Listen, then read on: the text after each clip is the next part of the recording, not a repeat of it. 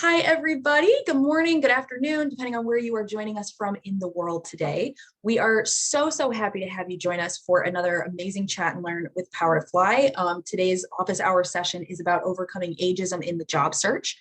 And we are so lucky to be partnering once again with Helen Sanchez, who's the founder of Tanagui Career Consultants. If any of you are new to Power to Fly or to our virtual events, I'll give you a quick rundown on how this is going to go. We'll open up the stage. So in case anybody wants to come off mute to ask a question, you're more than welcome to. We ask that you use the raise your hand feature. It'll be under your reactions tab. That'll allow everyone to kind of join a queue so that way no one gets skipped. Everyone gets to take a turn asking questions. You're also welcome to put questions into the group chat if you would like. You can also DM them to me if you would like your question raised, but you want to be kept anonymous. And as always, we do ask that if you are not actively speaking or asking a question of our speaker, you remain on mute. It helps make sure that audio clarity is good on the call for everyone. So Helen, I know that I'm very familiar with your background, but why don't you share a little bit with our audience about what Tanagui does and why you are such an amazing speaker to have for this subject. Thank you very much, Meg, and welcome to everyone. Yes, I have been in staffing and recruiting for 35 plus years, and I have had personal experience with some ageism in the workplace. And in my studies for women and gender studies, I did some research on age discrimination in the workplace.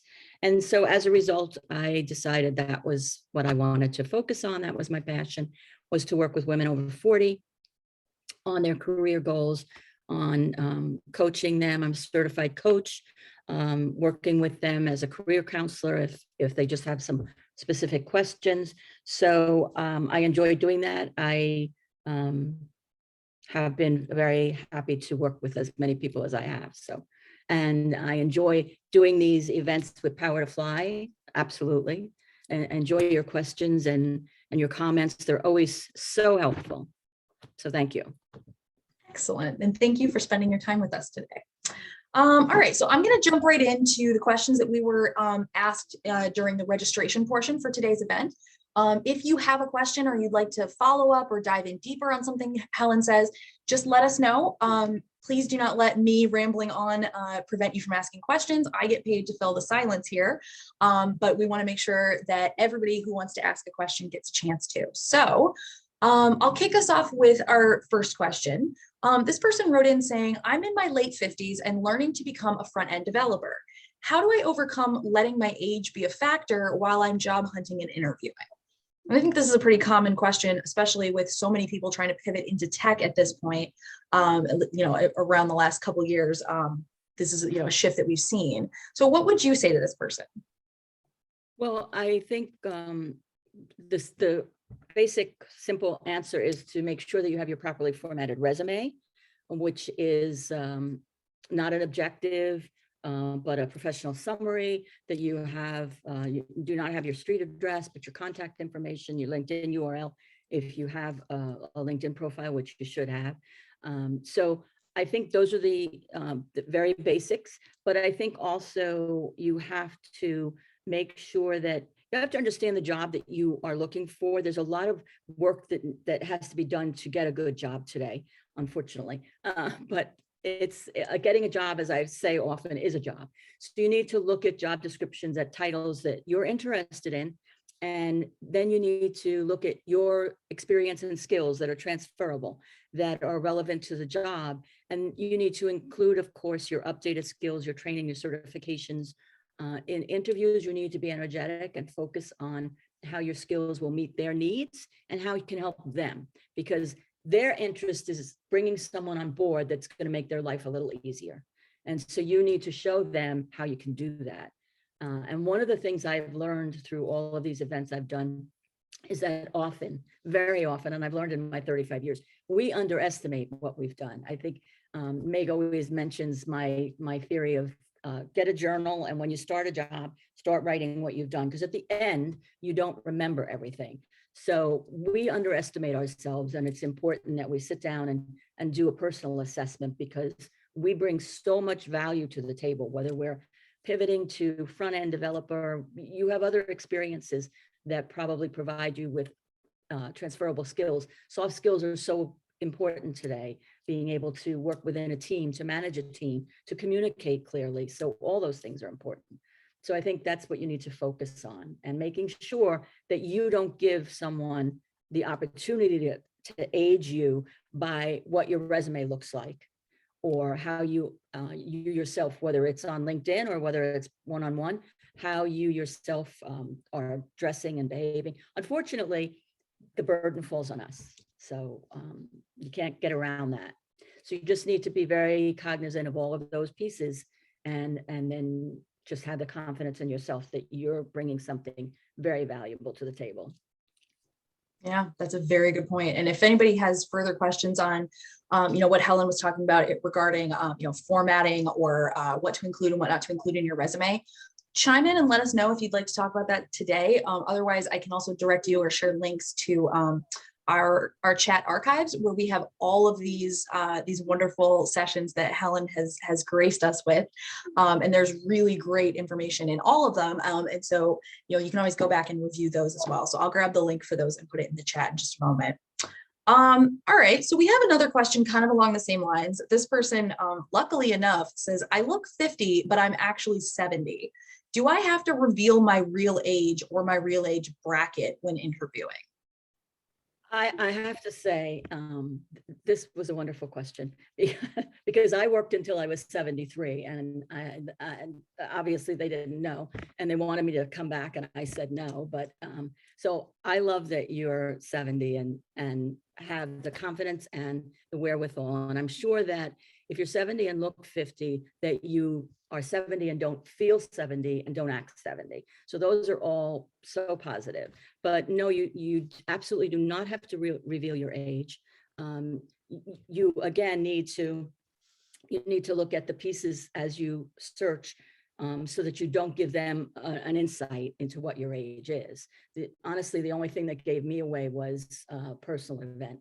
When my husband passed, and the vice president came to the funeral and found out how many years I was married, and so kind of worked into it.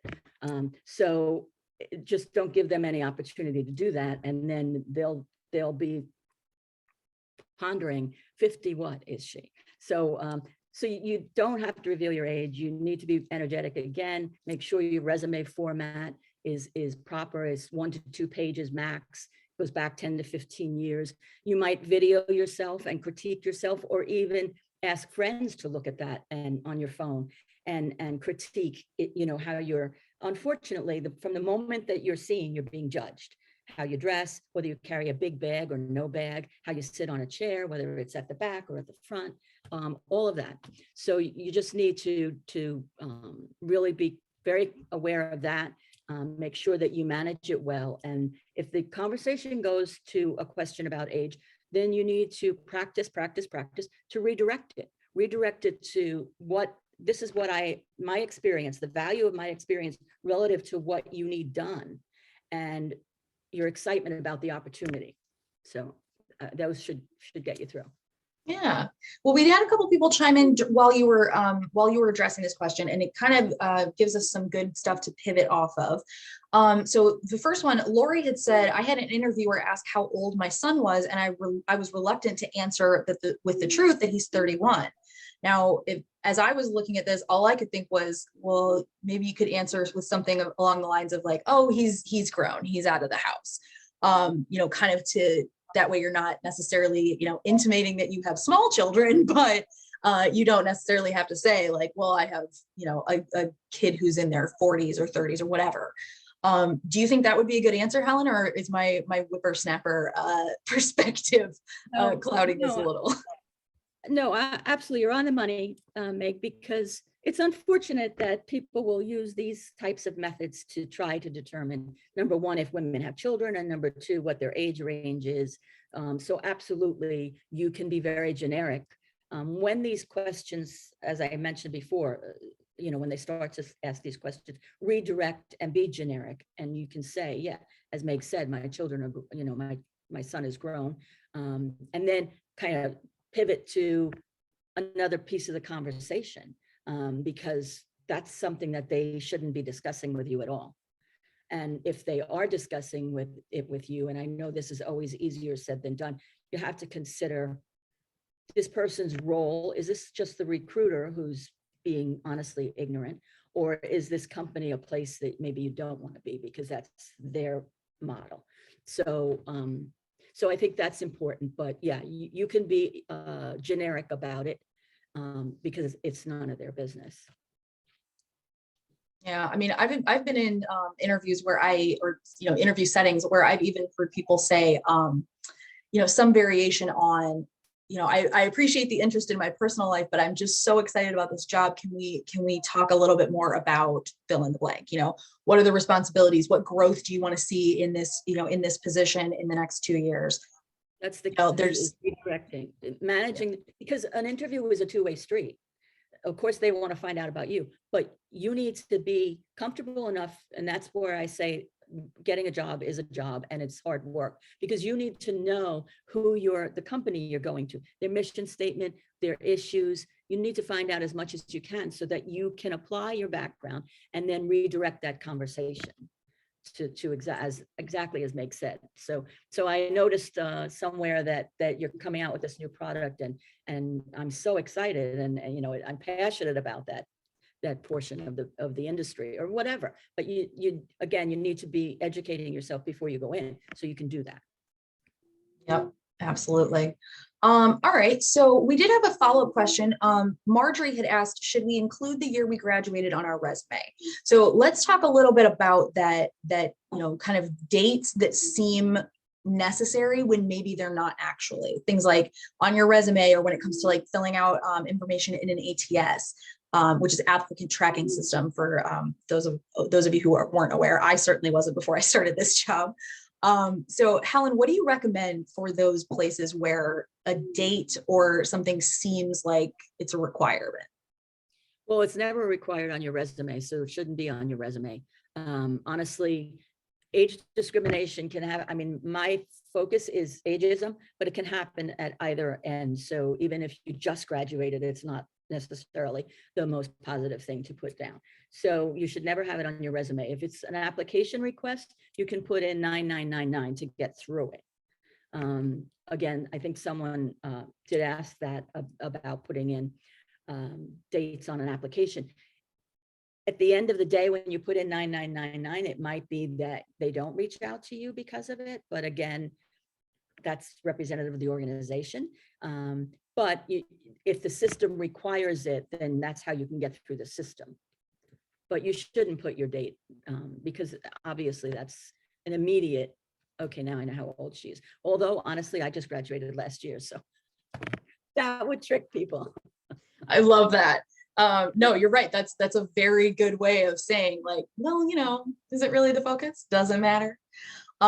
We've got people chiming in the thread as well. Nicole saying that she noticed a huge shift in how, I should say they noticed a huge shift in how they were seen when they revealed that their son is 25 and definitely regretted it.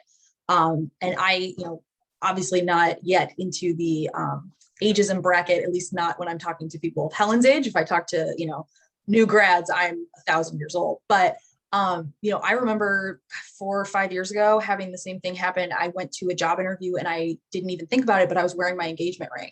And I knew somebody at the company and thought like, oh, this is gonna be a great fit, blah, blah. And I ended up finding out through the grapevine later on that me being on the baby track was part of the reason I wasn't considered for the role. And it was just infuriating because A, that's a huge assumption to make. B, I am child-free by choice. And so it's like, it's just really hurtful when people assume these things. It doesn't have to be because of age. They could assume anything about you. So hopefully we can help you guys figure out how to work around that. Right. And it's true that the assumptions are so damaging, especially with women. It's just, it's the nature of the beast and the way of the world. So we just have to learn how to work around it. Yes. Learn how to work around it and keep lifting up other people that are going to help us change the situation. So that way, hopefully future generations and even, people that are only a couple years behind you, maybe don't have to go through this. Okay, so let's talk about this idea of, or let's talk about what networking looks like. A lot of people wanted to know some of the best ways to network for senior positions, especially when people are thinking about your age rather than your experience. Are there any tips that you have for people that are going into networking situations? Well, I think people, and again, networking was different when I was younger. It was considered, so depending on what you're talking about, senior positions and your age, it might be that you're thinking in those terms, that it's like just finding people to give your resume to, and it's not anymore. Again, this is where the work comes in. You should start with a list of everybody that you can reach out to, and that would be friends, family, former coworkers, alumni groups, professional organizations that have discussion boards, LinkedIn, which is a gold mine, and all of those different optionals, like professional organizations, Chamber of Commerce in your area. So looking at your industry and your level, you need to reach out to all of those people. You need to look at LinkedIn and filter down to organizations that are in your industry, and keep filtering down to people maybe at your level. So if you're looking at reaching out to people in your industry, number one, you are able to pick their brain about changes in the company that are coming up. So maybe there's something that isn't even posted yet, which is what, I mean, they say, I think it's 65, 70% now more of jobs found through networking.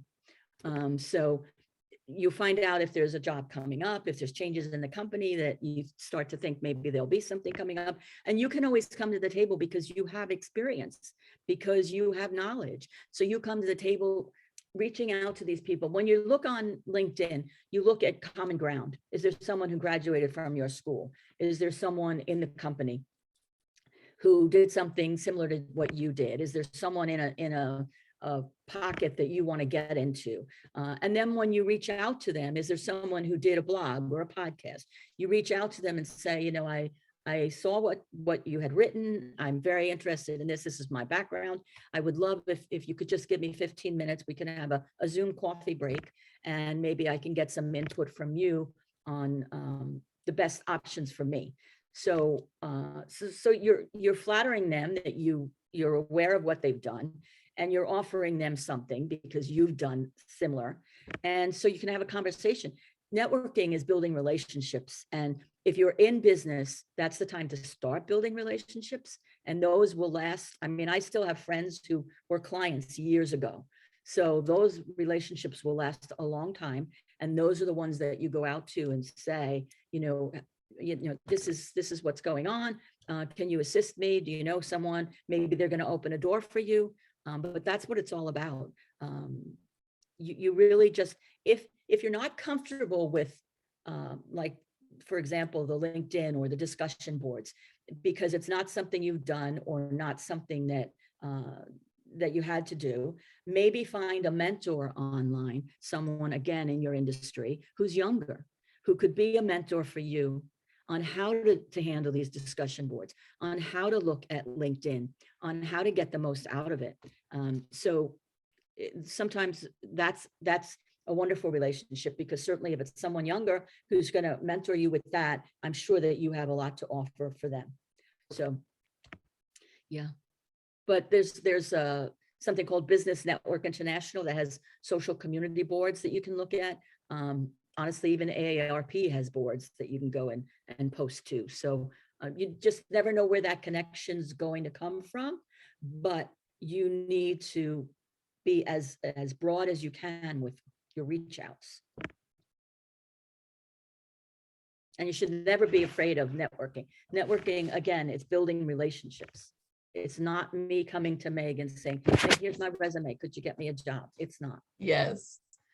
Thank you for highlighting that too, because you're right. You know, if you look at it more in terms of building relationships as opposed to asking for a favor or asking for help with something, it goes from feeling transactional to feeling more like you said, like kind of building and maintaining that relationship, because you're making these connections in hopes of, improving your prospects or giving you, having that professional growth.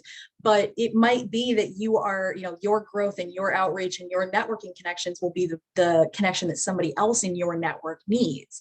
So, thinking of it in terms of, how can this relationship be beneficial to both parties is a really, like, for me at least, it takes kind of the awkwardness out of like cold calling someone basically, or like asking for help even though you've never met them. So I find that to be very helpful. So I love that focus of yours. Yeah, it's a little different approach than the networking events that we used to go to, and we would say, okay, we'll leave with 3 names or that type of thing. It's, yeah, I mean, the foundation's pretty similar, but yeah. Yeah. Okay. We did have a really good question from Sonia in the chat. Currently, with such a big push for DEI, how much is ageism being addressed? Obviously, it's going to differ wildly from, organization to organization. I can tell you what I've seen, but Helen, what's your experience been, at least in the last, year and a half to 2 years? My experience is that it's sorely under-addressed, and it's part of the problem is that it's not a part of the training. And it should be a part of the training because there's so much value. I mean, there's been so many studies where cross-generational teams are more productive and successful, where mentoring programs are beneficial to the company. So there have been so many of those studies done that show it, but I think it's just been very slow to catch on in the diversity training area, and that's really where it needs to be.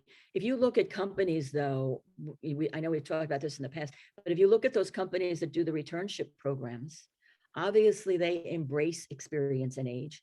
And so even if you're not interested in their returnship program, or if it's the wrong time of year, you start to look at jobs with those companies because for them, ageism is not obviously an issue. So those are good places to go. And if you Google the returnships, you get a list of companies that are involved in those programs. So you just start targeting some of those companies that are in your field. But absolutely, it's something that should be on the agenda, ageism training, and it's just not. And unfortunately, the discrimination laws are very weak and ineffective. And your resources are EEOC, and you need documentation, the burden falls on you again. And so it's just not a pretty picture, but hopefully it will improve. As Meg said, if we get more people into my philosophy is you should be able to work as long as you want, as long as you're productive and making a contribution. So hopefully as we get people acknowledging that and hiring those people, they'll be in a role where it can become prevalent. Yeah, I absolutely agree. And, you're right when you say that this isn't really addressed. And half of the issue with it, like you said, is because ageism falls into this very weird category where, generally speaking, a lot of it is a visual thing, like people see gray hair or glasses or whatever, and they all automatically assume like ma and pa kettle, they make these assumptions that are incorrect. But even though it is a very visual type of discrimination, it's not really grouped into the same bucket or thought of in terms of DEI. When people think DEI, they generally tend to think women or they think people of color. And so pretty much anybody outside, at least in America, anybody that's not Caucasian.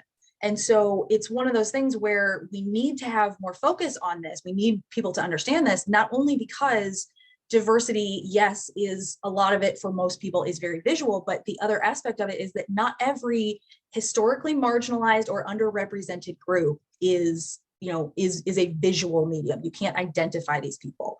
And granted, for a lot of reasons, that's pretty great. But also it means that we need people to be talking about stuff like this. So like you had said, kind of pushing the envelope and really reminding people that this is an issue that is that people handle, and it is textbook discrimination is important. It's very important to highlight that. I talk about it a lot in terms of people who are neurodiverse, because that's an issue that's very close to my heart as someone with bipolar disorder. And so, talking about these things and calling them out, obviously where your comfort and where your security allows you to, but calling them out is important, because if people don't aren't experiencing this in their own lives, they have no idea of what's going on, because so many people, especially women who are facing this very heavily, don't want to talk about it. You don't want to make a point of discussing it, because that puts the focus on you. So I totally get that. And you're right, it's definitely something that needs to be pushed. Yes, as you mentioned, the Gramps comments, or when there are microaggressions like that, when you're in with your coworkers and someone says something like that, you should be comfortable to say, to not jump on them like you want to, but to say, oh, I'm sorry, did I hear you right? Was that what you said? And call them out nicely. So then the next time they're going to think twice before they say it. I'd hope so. That's honestly one of my favorites, is, I'm sorry, I didn't understand what you were asking. Can you repeat that? And 9 times out of 10, man, they walk that back. And if they don't, then at least you have drawn attention to the fact that, like, oh, so you're just going to tell everybody that you're terrible. Okay, got it. Sweet. That's great. We've got great comments and questions coming in the chat. So I'm going to try and get to 2 more of these, or at least before we close out. We only have 5 minutes left. Connie had asked, what's the best approach if you're re-entering the job market after a gap of 20 plus years? Helen, what are maybe like the top 2 or 3 things you recommend if you have this, a significant gap in your employment history? Okay, you have to address the gap, but you don't have to be specific. But very important, look at the transferable skills. Whatever you did in the gap, whether it was raise children, caregive, manage an estate, manage medical bills, there are skills involved. So you need to look at the skills that you were able to utilize during that gap. If you were a class mom, you built teams. So whatever it is, you need to sit down, write what those skills are, and find the transferable skills to get back into the job market. So you need to place value on that gap, and that value is there. Maybe you did volunteer work. That's very important. So whatever you did, you need to identify the transferable skills and include them on your resume. Yes, completely. Okay, I'm going back in here to make sure we've got all the questions addressed. I'm so sorry if I'm going to mispronounce your name, Ms. Kirstina Ball. Apologies, y'all, if I've completely butchered. She writes in asking, how do we address unique value adds or our personal and varied life experience as it relates to interviewing for positions, while deprioritizing that perceived irrelevance or a lack of value that specifically, generally speaking, tends to come from either male or younger interviewers. And I feel like this is experienced even more strongly in people of color, especially women of color, because it's such an othering experience for whoever is the interviewer that does not share that same culture or heritage or background or experience. So how do you recommend people address this? How to really sell that value add of themselves to the company?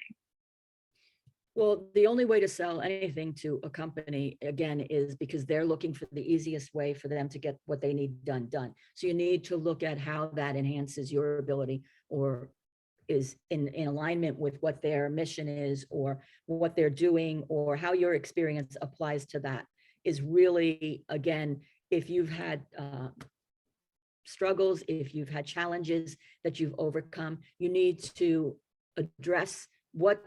So it's the behavioral interviewing thing. What was the situation? What was your reaction to the situation? What was the outcome? So you need to look at that in whatever you're talking about, as far as your unique value propositions. What were the situations? How did you handle them? And how did you successfully handle them? So yeah, I think that's primarily it. When you're on your resume, you should be noting that in skills or achievements or something. And you need to be as specific as possible. Generics don't make it in interviews today. If you, whatever it was, if you were challenged with something and your outcome was successful, you need to say specifically what it was. Yeah, that's something that wasn't even taught. I'm 35, and it wasn't even a thing that was taught when I was in school. This idea of formatting your resume or writing out your resume, not in terms of your duties or your responsibilities, but in terms of what you accomplished, what projects you worked on, and any kind of like metrics you can associate with that. So, 20% rise in productivity, or, shortened the average processing time of, a case of each case by 5 minutes or something. There's usually some kind of metric that you can pull out of what you've done to help bolster that.